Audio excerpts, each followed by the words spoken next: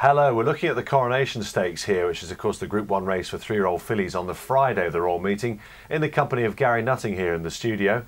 A tricky race to perhaps look at in advance of the declarations overnight at least. Let's check out some of the entries here.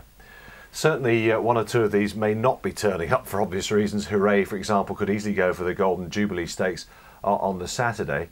And what on earth is Aidan O'Brien going to run here? Well, I guess only Aidan will know nearer the time. Certainly Lily Langtry won for the yard last season. He's got Misty for Me and Together in the lineup here, and Wonder of Wonders, who was only beaten narrowly in the Oaks last time out. Whether she runs again or not in this race remains to be seen. Let's just see Misty for Me and Together in action last time out though, because they fought out the finish to a memorable Irish 1000 guineas. Chrysanthemum towards the outside, but it's Clive Solace, Ballyback a Lady over on the far rail, Ban Impera and Misty for Me, followed by Together, and then comes Laughing Lashes, racing down towards the final furlong now, and Together is gone through on the far side for Ryan Moore, Misty for Me on the near side, then comes Ban Impera and Clive Solace inside the last 150 yards now, and it's Together on the far side from Misty for Me on the near side. The stable companions, it's going to Ballydoyle, and it's going to Misty for Me and Shamey Heffernan from Together, Laughing Lashes, Clive Solace. Well, not for the first time, Gary. Misty for Me, was perhaps underestimated again. She was winning her third Group 1 on that occasion, again beating Together. She seems to beat her every time she runs up against her. She was fifth in the Oaks last time out. You know, Oaks disappointments have come on and run well in this race. Well, Lush Lashes came and won the race after disappointing in the Oaks.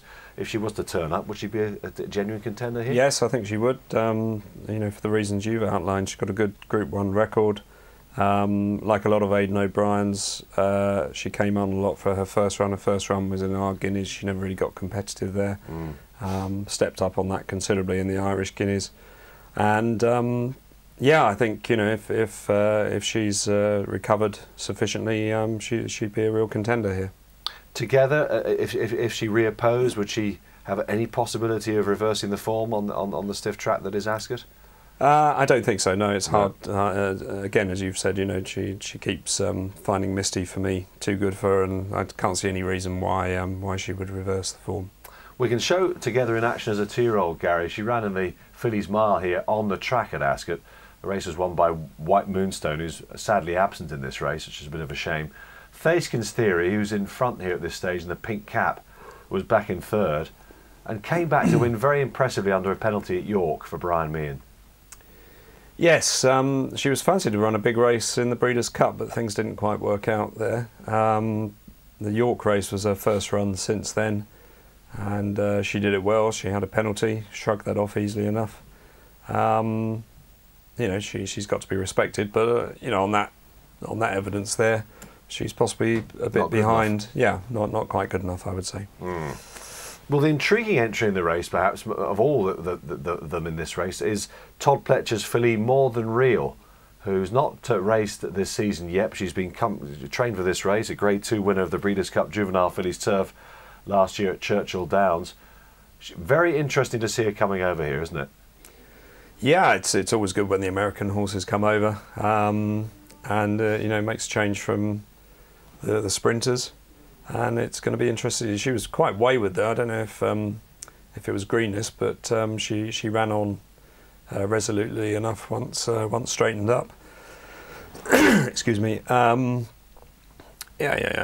fascinating contender, as we've said before, with these foreign raiders. Very difficult to evaluate in the context of our form, but it will be very interesting to see how she performs. It's quite difficult to get a handle on this race, Gary, at the moment, because one or two fillies here, such as Memory and Macassid, who've got winning form from last year in the race, have got question marks against them. Let's check out Memory's victory in the Albany Stakes last season, when she came with a storming turn of foot. She dwelt in the stalls on this occasion, and of course that was magnified 100-fold when she refused to come out virtually in the 1000 guineas. Could you be interested in backing a filly like Memory after she'd done that at Newmarket? It's a risk, but I would take the chance simply because I had her down as the only 2-year-old filly last season that I saw that quickened twice. Had that ability to quicken more than once in a race. This was a phenomenal performance coming from where she did.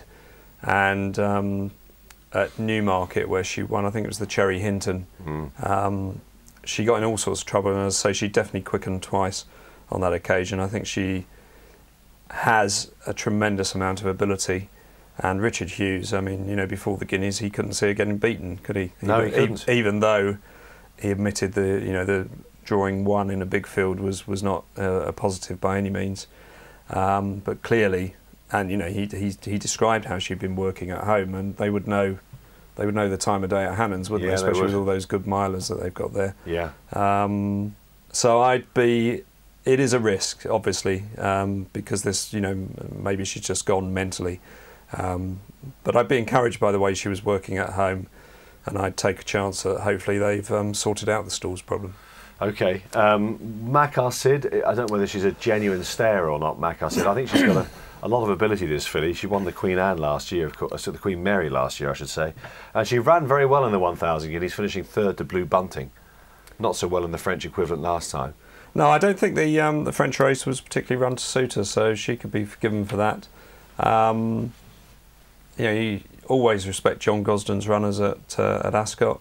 I could see her bouncing back. I mean, if I was going to back Memory, I'd probably also have some sort of bet on this filly. I had wondered whether she'd stay a mile, but the Guineas run, you know, would suggest that she does stay well enough. Yeah, and she travels well, doesn't she? So it's another. She's got gears. Exactly. Yeah. Exactly. Yeah. Yeah. You could see her travelling very well into this race and then quickening up at the end. So after puzzling over those contenders and going round in lots of little circles, Gary, where do you fall on this? Well, I'm going to take a chance with Memory, but I'd also have a backup bet on Macar Sid in case Memory decided to do a Hamlet again.